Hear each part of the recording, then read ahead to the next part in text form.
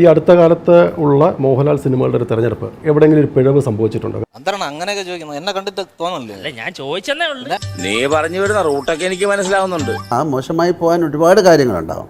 അത് തിരഞ്ഞെടുത്തിരിക്കുന്നതായിരിക്കും, അതിൻ്റെ കഥയായിരിക്കും, അതിൻ്റെ ഡിറക്ഷൻ ആയിരിക്കും, ഒരുപാട് കാര്യങ്ങളുണ്ടല്ലോ. ഞാൻ മാത്രമല്ലല്ലോ അതിൻ്റെ കാര്യം. അത് നീ എന്നെ ഉദ്ദേശിച്ച് പറഞ്ഞൊന്നല്ലല്ലോ.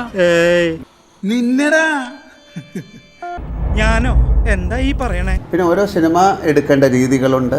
അതെന്നെ ഉദ്ദേശിച്ചാണ്, എന്നെ തന്നെ ഉദ്ദേശിച്ചാണ്, എന്നെ മാത്രം ഉദ്ദേശിച്ചാണ്. ഒരുപാട് കാര്യങ്ങളുണ്ടല്ലോ. ഞാൻ മാത്രമല്ലല്ലോ അതിൻ്റെ കാര്യം. ഞാൻ ഒരുത്തൻ മാത്രം വിചാരിച്ചാ മതിയോ? കൂടെയുള്ള കോന്തന്മാരും കൂടെ വിചാരിക്കണ്ടേ? വിവാദങ്ങളിൽ നിന്ന് മാറി നടക്കാൻ എപ്പോഴും മോഹൻലാൽ എന്നുള്ള നടൻ ബേസിക് ക്യാരക്ടർ അങ്ങനെയാണ്. കാര്യം എനിക്ക് വേറെ അതിൽ കൂടുതൽ വലിയ കാര്യങ്ങൾ ചെയ്യാനുണ്ട്. വെറുതെ ഹാപ്പി ആയിട്ടിരുന്നാൽ പോരെ. വല്ലവരുടെയും വയറ്റിലിരിക്കുന്ന ചീത്ത കേൾക്കുന്നത് എന്തിനാണ്? അത് ചേർന്ന് എനിക്കിട്ട് ഈ പൊതുബോധ്യത്തിനനുസരിച്ച് നീങ്ങാൻ സാധിക്കാത്ത ഒരാൾ എന്ന് എനിക്ക് പലപ്പോഴും തോന്നിയിട്ടുണ്ട്. ഇത് വല്ല ഇടങ്ങേറായല്ല. നീ എന്തിനാ ആവശ്യമില്ലാത്ത കാര്യങ്ങൾ പറയണേ? ഒരു രസത്തിന് അപ്പോഴും അറിയാതെ പെട്ടുപോകുന്നുണ്ട് മോഹൻലാൽ അവിടെ. ഇതൊക്കെ എന്താണ്? നിങ്ങളും പെടില്ലേ? ഭയങ്കര പ്ലാൻഡ് ആയിട്ട് സ്കീംഡ് ആയിട്ട് ലൈഫ് നടത്തുന്ന ആളൊന്നും അല്ലേ. കേട്ട് പഠിക്കടാ. ബാക്കി പറ. ഇത്രയും വർഷമായിട്ട് സിനിമയിൽ അഭിനയിച്ചിട്ട് ഇനി എനിക്ക് ഇതൊരു പുതിയതായിട്ടൊരു വലിയ മോഹൻലാലാണെന്ന് കാണിക്കേണ്ട കാര്യമൊന്നുമില്ല. നായകൻ മോഹൻലാലാണ്. സ്വാഭാവികമായിട്ടും അപ്പോഴും ഒരു സ്ത്രീപക്ഷ സിനിമയായിട്ട് നമുക്ക് നേരിനെ ഗണിക്കാൻ കഴിയുമോ? ആണെങ്കിൽ ഞാനും വരാം. എന്തിന്? വെറുതെ ഒന്ന് കാണാനാ. വേണ്ട. ഇത് സ്ത്രീപക്ഷമല്ല പുരുഷപക്ഷമല്ല, ഇത് ബാലൻസ്ഡ് ആണ് ആക്ച്വലി.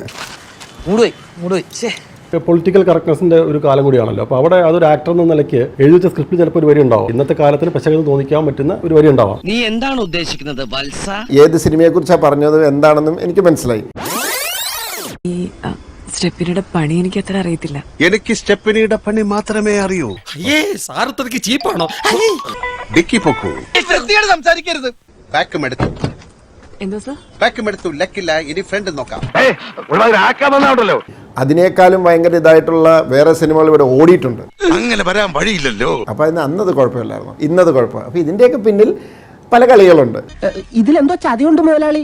അതെന്താണെന്ന് നമുക്ക് ചോർത്തിയേ പറ്റൂ. മോഹൻലാൽ എന്ന നടൻ അദ്ദേഹത്തെ വേണ്ട വിധം മലയാള സിനിമയിൽ ഇപ്പോഴും ഈ കാലഘട്ടത്തിൽ ഉപയോഗിക്കുന്നുണ്ടെന്ന് കരുതുന്നുണ്ട്.